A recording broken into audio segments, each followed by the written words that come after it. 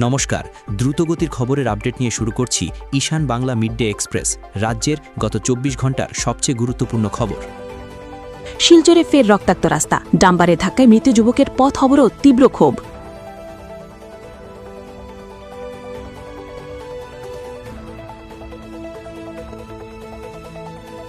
গাঁজা পাচারের মামলায় বড় রায়, কাছাড়ের বিশেষ আদালতে দোষী সাব্যস্ত জিরিঘাটের এক ব্যক্তি।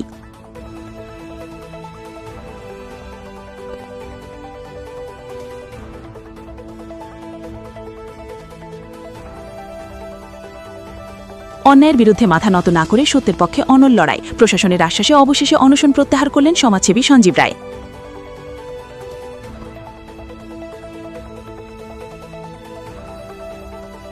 এসআর প্রক্রিয়ায় বৈধ ভোটারদের নাম কর্তনের অভিযোগে মিছিল যোগে পাথারকান্দি কংগ্রেসে শামুক স্মারকপত্র প্রদান।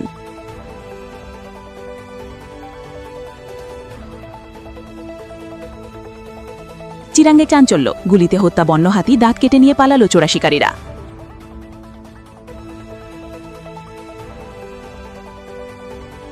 উন্নয়নের কাজ কতদূর, সরকারি টাকার সঠিক ব্যবহার হচ্ছে তো, এই সমস্ত বিষয় খতিয়ে দেখতে শিববাড়ি সিঙ্কিং জোন পরিদর্শনে এলো আসাম বিধানসভার পাবলিক অ্যাকাউন্টস কমিটি।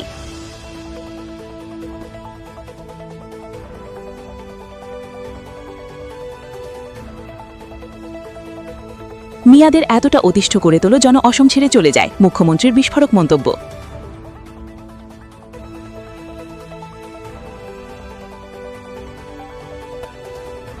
এসআরও উচ্ছেদের বিরুদ্ধে হাইলাকান্দিতে লক্ষ লক্ষ মানুষের উপস্থিতিতে প্রতিবাদ।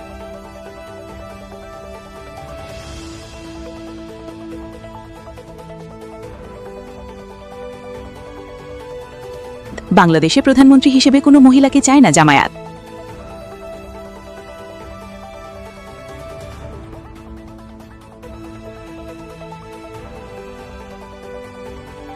শিলচরে জাঁকজমকপূর্ণভাবে উদ্বোধন হল ৭৪তম গান্ধী মেলা ও প্রদর্শনী।